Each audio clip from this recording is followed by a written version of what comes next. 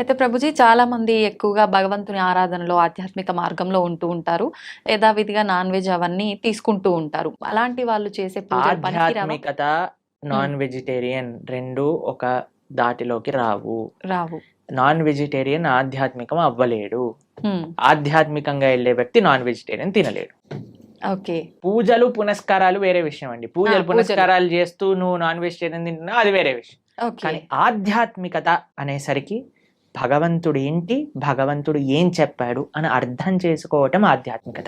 Okay. భగవంతుడు నన్ను ఎలా జీవించమని చెప్పాడో అర్థం చేసుకొని జీవించటం ఆధ్యాత్మికత. హ్మ్. మనం 100 పూజలు చేయి, పునస్కారాలు చేసుకొని ఏదైనా చేసుకోండి, కానీ భగవంతుడు జీవించమన్న జీవన విధానాన్ని మనం ఆచరించకపోతే he will not care for us. Okay. ఇప్పుడు చూడండి, మీకు మీ పిల్లలు ఉన్నారు. హ్మ్. మీరు చెప్పిన మాట వినటం మీకు ముఖ్యమా? మీరు చెప్పిన విధంగా వాళ్ళు ఉండటం మీకు ముఖ్యమా? లేదా మీరు చెప్పిన విషయాలు ఏమీ పాటించకుండా బయటికెళ్ళి మా అమ్మ ఇంత గొప్పది, మా అమ్మ అంత గొప్పది, మీ ఫోటో పెట్టుకొని రూమ్లో రోజు ప్రొద్దున అగరబత్తులు తిప్పేసి ఆరతులు పెట్టేసి మీకు పెద్ద పెద్ద మాలలు వేయటం ముఖ్యమా? మీరు చెప్పండి, ఏది మీకు సంతోషాన్ని ఇస్తుంది? చెప్పిన మాట ఆచరిస్తే అంతే కదా. అంతే. చెప్పిన మాట ఆచరించి మీరు పెద్దగా ఏం చేయకపోయినా మీరు ఆనందంగానే ఉంటారు కదా. నాన్న చదువుకో, మంచిగా ఉండు, 10 మందితో మంచి చెయ్యి, నువ్వు ఎప్పుడు బాగుండాలి, అది మీరు చెప్పిన విధానాన్ని వాళ్ళు ఫాలో అవుతాయి కదా. అదే ఆధ్యాత్మికత అంటే. హ్మ్. భగవంతుడు ఏం చెప్పాలనుకుంటున్నారో తెలుసుకొని దాన్ని ఫాలో అవ్వటం ఆధ్యాత్మికత. ఓకే. భగవంతుడు ఫోటోలు పెట్టి ఓ ఓ అని తిప్పేటాలో ఆధ్యాత్మికత కాదు. ఎప్పుడు వరకు మనం ఆయన మార్గాన్ని ఫాలో అవ్వకపోయినంత వరకు. హ్మ్. ఒక్కసారి మనం ఆయన చెప్పే విధానాన్ని ఫాలో అవుతూ హ్మ్. మిమ్మల్ని ప్రేమతో, ఇప్పుడు చూడండి మీ పిల్లలు మీరు చెప్పిన విషయాలు అన్నీ మంచిగా విని హ్మ్. మీ పుట్టినరోజు రోజు ఒక గ్రీటింగ్ కార్డ్ చేసి మీకు చాలా సేపు కష్టపడి ఒక గ్రీటింగ్ కార్డ్ చేసి ఇచ్చారనుకోండి, మీకు ఎంత సంతోషం ఇస్తుంది. అరే చాలా మా పిల్లలు ఎంత బంగారు కొండలరా, నేను చెప్పలేనంత. చెప్పిందన్ని మాటలు వింటారు, నాకు ఇంత ప్రేమ గ్రీటింగ్ కార్డ్ తీసుకొచ్చారనిపిస్తుందా? అవును. అలానే భగవంతుడికి కూడా మనం ఎప్పుడైతే ఆయన మాటలు విని ఆయన ఆరాధన చేస్తామో హ్మ్. అప్పుడు ఆయనకు అంత సంతోషం వస్తుంది. మీ మాటలు ఎప్పుడు వినకుండా, మిమ్మల్ని ఎప్పుడు పట్టించుకోకుండా బర్త్డేకి మాత్రం పెద్ద గిఫ్ట్ తీసుకొచ్చా, ఏంది ఈ గిఫ్ట్, అరే కనీసం ఎవడడిగాడు ఎవడడిగాడు నిన్ను నిన్ను అని అంటారు, అంతే కదా. అలానే భగవంతుడు మన పూజలు కూడా అలానే అనిపిస్తాయి, ఇది ఖచ్చితంగా అందరూ తెలుసుకోవాల్సిన విషయం. అంతే కదా. అయితే ప్రభుజీ పిల్లల టాపిక్ వచ్చింది కాబట్టి నేటి బాలలే రేపటి పౌరులు అంటారు. అయితే అటువంటి పిల్లల్ని మనం పెంచే విధానము కరెక్ట్‌గా ఉండకపోవడం వల్ల అంటే ప్రభావం పడుతుందా? లేదంటే విద్యా వ్యవస్థ ప్రభావం ఏమైనా ఉంటుందా ప్రభుజీ? అన్ని ప్రభావం. హ్మ్. మనం పెంచే విధానం, విద్యా వ్యవస్థ, టీచర్లు, మీడియా, హ్మ్. వాళ్ళు చూపించేవి, వాళ్ళు ఉండే ఫ్రెండ్స్ అన్నిటినీ ప్రభావం ఉంటుంది. కరెక్ట్, అన్నీ కూడా జాగ్రత్తగా ఉండాలి. హ్మ్. ఇప్పుడు అన్నిటినీ మార్చేయలేం కదండి. మన వంతు మన మార్పు మనతోటి ప్రారంభం అవ్వాలి. కాబట్టి ఇప్పుడు చూడండి, అందరి పిల్లలకి హాలిడేస్ టైం. అవును. ఇప్పుడు మీ హాలిడేస్‌లో మీ పిల్లలకి ఏం నేర్పిస్తున్నారు? ఎన్నో మంచి ఆధ్యాత్మిక కేంద్రములలో సేవా మాధ్యమంగా సమ్మర్ క్యాంప్స్ జరుగుతున్నాయి. మన ఇస్కాన్ హైదరాబాద్‌లో సమ్మర్ క్యాంప్స్ చేస్తున్నారు. మేము ఆదిలాబాద్‌లో రేపు సమ్మర్ క్యాంప్ చేస్తున్నాం. పిల్లలకి కనీసం సెలవులు వచ్చినప్పుడైనా మంచిగా సేవ చేసుకునే ఒక అవకాశాన్ని ఇవ్వండి. గోశాలకి తీసుకెళ్ళండి, శ్లోకాలు నేర్పించండి, మ్యూజిక్, మన క్లాసికల్ మ్యూజిక్ నేర్పించండి, క్లాసికల్ డాన్స్ నేర్పించండి. మన కల్చర్‌కి ఎంత దగ్గరగా మనకి సమయం ఉన్నప్పుడు, ఇప్పుడు స్కూల్ ఉన్నప్పుడల్లా అంటే కష్టమాయే. కష్టం. కానీ అట్లీస్ట్ ఫెస్టివల్స్ టైంలలో మనకి ఇలా సమ్మర్ హాలిడేస్ వచ్చినప్పుడు, వింటర్ వెకేషన్స్ వచ్చినప్పుడు మనం ఏదైనా మంచి ఆధ్యాత్మిక ప్రదేశానికి తీసుకెళ్ళటం, అక్కడ ఉండే మంచి వ్యక్తులతో కల్పించటం, మాట్లాడించటం, వాళ్ళకి కల్చర్ని ఇంట్రడ్యూస్ చేయటం, ఇలా కానీ మన శక్తియుతంగా మనం ప్రయత్నించి, ఇప్పుడు చూడండి we can do our best. దాని తర్వాత ఇంకా వాడికి జీవితంలో ఏం చేసుకుంటారో అనేది వాళ్ళ ఇష్టం. కానీ మనము ఇవ్వకపోతే మన తప్పు అవుతుంది. కాబట్టి వాట్ వీఆర్ సేయింగ్ ఇస్, అందరు పేరెంట్స్ కూడా మీ వైపు నుంచి మీరు ప్రయత్నం చేయండి. ఇప్పుడు సమ్మర్ హాలిడేస్ వచ్చాయి, మంచి ఆధ్యాత్మికంగా అలానే విశేషాలు అన్నీ కూడా నేర్పించేటట్టుగా మంచి విశేషాలు నేర్పించండి. మ్యూజిక్లో మంచి విశేషాలు, డాన్స్లో మంచి విశేషాలు, శ్లోకాల్లో మంచి విషయం, అన్నిట్లో మంచి ఉంది, ఆ మంచిని నేర్పించండి అని చెప్తున్నాను అంతే. ఓకే. కాబట్టి సమయం ఉన్నప్పుడు పిల్లల్ని ఎంగేజ్ చేయాలండి. పిల్లలకి ఫ్రీ టైం ఇస్తే వాళ్ళు పాడైపోతారు. కాబట్టి మీకు సమయం ఉన్నప్పుడు మీరు కానీ హాలిడేస్లో వాళ్ళని ఎంగేజ్ చేయలేదనుకోండి, ఫోన్కి అడిక్ట్ అయిపోతారు, టీవీకి అడిక్ట్ అయిపోతారు, తర్వాత టెలివిజన్కి అడిక్ట్ అయిపోతారు. ఇవన్నీ మనకు వద్దు అన్నప్పుడు వాళ్ళని మార్నింగ్ టిల్ నైట్ స్కిల్స్లో ఎంగేజ్ చేయండి. స్విమ్మింగ్ నేర్పించండి, ఇన్స్ట్రుమెంట్స్ నేర్పించండి, ఎక్సర్సైజ్కి తీసుకెళ్ళండి. బయట ఎంత వీలైతే అంత మనం ఉంచడానికి ప్రయత్నం చేయాలి. మీరు బయట ఉండాలి. మీరు ఫోన్ పట్టుకొని కూర్చున్నాడు అనుకోండి, వాడు ఫోన్ పట్టుకొని కూర్చుంటాడు. కాబట్టి let us all use this time nicely. ఈ ఉమ్. సమయం మనకి ఏదైతే ఉందో దాన్ని బాగా యూజ్ చేసుకొని పిల్లల్ని ఒక మంచి ట్రాక్లో పెట్టేటట్టుగా మనం ముందుకు తీసుకెళ్ళాలి. ప్రభుజీ ఎక్కువగా భగవంతుని నమ్మిన వాళ్ళకి, భగవంతునికి ఎక్కువ చేరువలో ఉన్న వాళ్ళకి ఇబ్బందులు వస్తాయని అంటుంటారు కదా ప్రభుజీ, మామూలుగా వింటూ ఉంటాము. అదంతా ఎంతవరకు నిజం అంటారు? అసలు నిజంగా ఉమ్, భగవంతుడి దగ్గర ఉన్న వాడికి కష్టాలు రావు అనేది ఎంత అబద్ధమో, ఉమ్, భగవంతుడి దగ్గర ఉన్న వాళ్ళకి ఎక్కువ కష్టాలు వస్తాయి అనేది కూడా అంతే అబద్ధం. ఉమ్. ఈ ప్రపంచంలో అందరికీ కష్టాలు సుఖాలు వచ్చి తీరుతాయి. ఓకే. ఇప్పుడు చూడండి, నేను చెప్పాను అనుకోండి, ఈ సంవత్సరం ఎండాకాలం లేదు, ఉమ్. మీరు నమ్ముతారా? ఎలా సాధ్యపడుతుంది ప్రభుజీ? పడదు కదా. ఉమ్, నేను చెప్పాను అనుకోండి, ఈ సంవత్సరం ఓన్లీ ఎండాకాలం ఉంటుంది, ఉమ్, వర్షాకాలం ఉండదు, చలికాలం ఉండదు అని అంటే మీరు ఏమంటారు? ఓ బాగుంది, చాలా బ్రహ్మాండంగా ఉంటుంది. వినటానికి బాగుంది కానీ ఎలా జరుగుతుంది? అంతే కదా అలా ప్రభుజీ? ఉండదు కదండి. అవును. వర్షాకాలం వచ్చినప్పుడు చలికాలం వస్తుంది, చలికాలం అయిపోయాక ఎండాకాలం వస్తుంది, ఎండాకాలం అయిపోయాక మళ్ళీ చలికాలం వస్తుంది, వర్షాకాలం వస్తుంది. ఇది ప్రపంచంలో అందరికీ తెలిసిన విధం. అవును. అలానే మన జీవితంలో కష్టాలు వస్తాయి, దాని తర్వాత సుఖాలు వస్తాయి, దాని తర్వాత కష్టాలు వస్తాయి, దాని తర్వాత సుఖాలు వస్తాయి. కష్టం సుఖం, కష్టం సుఖం ఈ మానవ జన్మలో ఒక పార్ట్ మాత్రమే. ఉమ్, దీన్ని అండర్స్టాండ్ చేసుకొని యాక్సెప్ట్ చేసుకోవాలి ఫస్ట్ విషయం. ఓకే. దీనికి భగవంతుడికి ఎటువంటి సంబంధం లేదు. ఉమ్, నీ జీవితంలో అంటే మనందరి జీవితంలో ఆ. కష్టము సుఖము, సుఖము.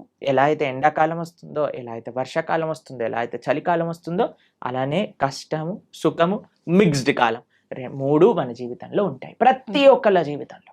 ఉమ్, మరి భగవంతుడు ఏం చేస్తాడు? ఉమ్, భగవంతుడు ఏమైనా కష్టాలు తీసేసే వాడిని నేను కష్టాలు తీయడానికే భగవంతుని మనం అపాయింట్ చేసుకున్నాము అని మీరు అనుకుంటున్నారా?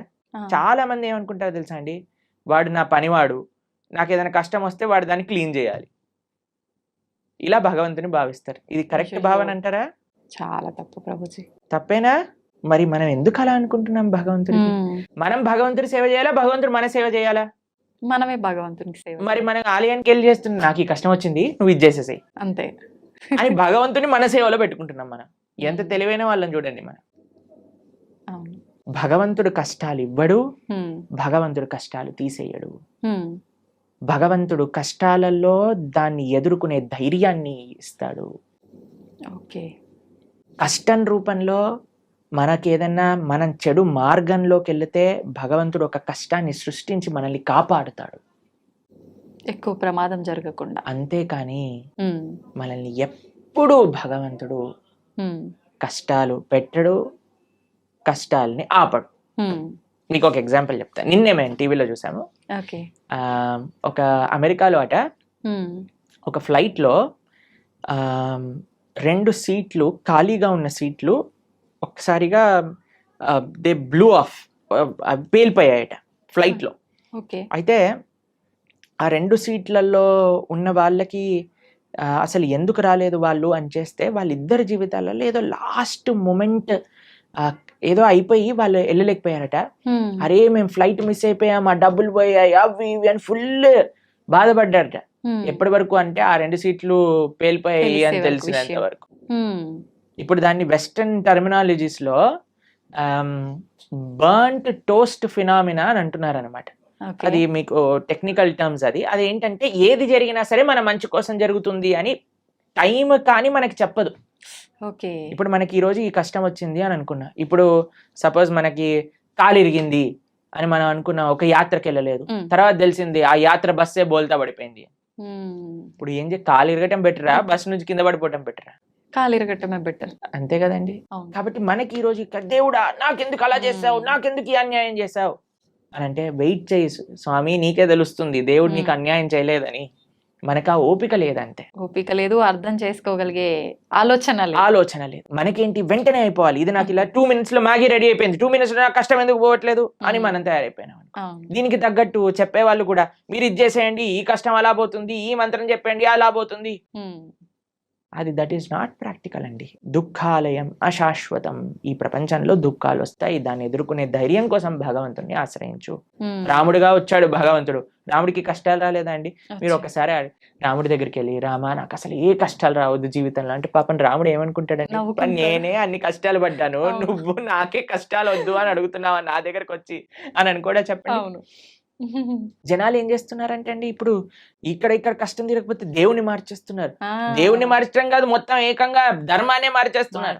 దేవుళ్ళని తిట్టడము, మళ్ళీ ఎందుకు నిన్ను పూజించాలి, అది ఇది మామూలుగా తిట్టరు ప్రభుజీ. అంటే చేసేదేమో నువ్వు, అనేదేమో భగవంతుడు. భగవంతుని ఎంత విచిత్రం చెప్పండి. నీ కర్మలకి నువ్వే బాధ్యుడివి. నువ్వేదైతే తప్పు చేసావో అది నీ జీవితంలో కష్టంగా వచ్చి తీరుతుంది. దాన్ని ఎదుర్కో, దాన్ని అనుభవించు, అప్పుడే ఆ కర్మ పోతుంది. కాబట్టి ఇప్పుడు ఒక చిన్న పిల్లవాడు చదువుకోలేదండి, ఎగ్జామ్ లో ఫెయిల్ అయ్యాడు. ఇప్పుడు ఓయ్ నాకు టీచర్ తక్కువ మార్కులు ఇచ్చింది అందుకే నేను ఫెయిల్ అయ్యా అని అంటే మనం ఏం చేస్తామండి, ఒరే నువ్వు ఇప్పుడు ఏం చేయలేవురా, మళ్ళీ చదువుకొని ఇంప్రూవ్మెంట్ రాయాల్సిందే, ఆ ఏరియర్ క్లియర్ చేయాల్సిందే, అది నీ బాధ్యత, చదువుకోవాల్సిందే. కాబట్టి వాడే కష్టపడాలి, వాడే చదవాలి, వాడే ఎగ్జామ్ రాయాలి, వాడే పాస్ అవ్వాలి. అలానే మనకి ఎవ్వరు మోటివేషన్ ఇవ్వగలుగుతాం అంటే, ఈసారి బాగా చదువుకో, ఇంకొద్దిగా వాటికి ఒక ట్యూషన్ పెట్టించగలం తల్లిదండ్రులుగా, నీ పక్కనే ఉండి ధైర్యం చెప్పగలం, అంతే కదా. అదే భగవంతుడు చేసే పని. నువ్వు నీ కష్టాన్ని నువ్వు దాటుతూ ఉండు, నేను నీ వెంట ఉంటా. ఆ ధైర్యం భగవద్భక్తి మనకిస్తుంది. కాబట్టి ధర్మాన్ని మార్చేసే వాళ్ళు ఒక్కసారి ఆలోచన చేయండి. తల్లిదండ్రుల్ని మార్చుకోమా. వేరే వాళ్ళ తల్లిదండ్రులు ఏదో కొత్త బ్యాగ్ కొనిచ్చారు, స్పైడర్ మ్యాన్ బ్యాగ్ కొనిచ్చారు, మా అమ్మ నాన్న స్పైడర్ మ్యాన్, నేను వాళ్ళ ఇంటికి వెళ్ళిపోతాను, వెళ్ళిపోతామా? ఎంత సిల్లీయో, ఎంత worst thing to do in life. అలానే మన ధర్మాన్ని వదిలేసి వేరే ధర్మాలకి ఏదో కష్టాలు పోతాయి, మాకు కష్టాలు తీర్చేవాడు దేవుడే కాదు. మీకు ఒక విషయం తెలుసా అండి? అవునా ప్రభుజీ? ఎవరైనా చెప్పారనుకోండి ఇది చాలా పవర్ఫుల్, మొత్తం కష్టాలని పోతాయి, అక్కడికి అస్సలు వెళ్ళకూడదు. ఎందుకని ప్రభుజీ? ఎందుకు అని అంటే, ఇప్పుడు కష్టాలు పోయాయి అనుకోండి, మన కర్మ ఎప్పుడో ఒకసారి మన కర్మ అనుభవించాల్సిందే కదా. ఈ రోజు కాకపోతే రేపు తప్పదు. కాబట్టి నీ కష్టం ఈ రోజు మాయమైపోయింది అని అనుకోండి, ఈ రోజు మాయమైపోతుంది, రేపు వస్తుంది, దాన్ని నువ్వు తప్పించుకోలేవు. అంటే మనం చేసుకునే కొన్ని పుణ్య కార్యాల వల్ల మన పాపాలు తొలగిపోయే అవకాశం ఉంటుంది అని అంటారు కదా ప్రభుజీ. దాంట్లో భాగంగా పుణ్యము, మంచి పనులు పుణ్యాన్ని ఇస్తాయి, చెడు పనులు పాపాన్ని ఇస్తాయి. ఓకేనా? పుణ్యము సపరేట్ గా అనుభవించాలి, పాపం సపరేట్ గా అనుభవించాలి. పుణ్యం ఎక్కువ చేసేస్తే పాపాన్ని అది తొలగించదు. అర్థమైందా మీకు? ఇప్పుడు పుణ్యం ఏదైతే ఉందో దాన్ని మీకు స్వర్గానికి తీసుకెళ్తుంది అని అనుకోండి, పాపం ఏదైతే ఉందో దాన్ని మీకు నరకానికి తీసుకెళ్తూ ఉంది అనుకోండి. మీరు ఎక్కువ పుణ్యం చేసేస్తే ఈ పుణ్యం వెళ్ళి పాపాన్ని ఇది చేసేదన్నమాట. పుణ్యం ఖాతానే, పాపం ఖాతానే. ఈ రెండూ పోవాలి, ఈ రెండుతో మాకు పని లేదు అని అన్నప్పుడు మనం భగవంతుడికి శరణాగతి చేయాలి, భగవంతుడి యొక్క భక్తి చేయాలి. అప్పుడు మనకి పుణ్యంతో సంబంధం ఉండదు, పాపంతో సంబంధం ఉండదు. భగవంతుడిని ఆశ్రయించడం, భగవంతుడిని చేరుకోవడం, ఇది భక్తి మార్గము అని అంటే. కాబట్టి ఫస్ట్ పాపాచరణ మానుకోవటం మనుష్యత్వం, మనుష్యత్వంలో పుణ్యాచరణ, మంచి మనిషిగా మారటం, మంచి మనిషిగా మారిన తర్వాత ధర్మాన్ని తెలుసుకొని భక్తిని ఆశ్రయించి భక్తుడుగా మారటం. ఇట్లా 3 స్టేజెస్ ఉన్నాయి. కాబట్టి ఫస్ట్ స్టెప్ ఇస్ పాపాన్ని పక్కన పెట్టండి, పాపాచరణ తప్పు. దాని తర్వాత నెక్స్ట్ స్టేజ్ మంచి మనిషిగా మారటం, మంచి మనిషిగా మారాక ధర్మం గురించి, దేవుడి గురించి తెలుసుకోవటం, భగవంతుని ఆశ్రయించటం. అప్పుడు మనకి పాపంతో సంబంధం ఉండదు, పుణ్యంతో సంబంధం ఉండదు, భగవంతుడితో మాత్రమే సంబంధం ఉంటుంది. అలా సాధ్యపడుతుందా ప్రభుజీ అట్లా ఉండడం? తప్పకుండా.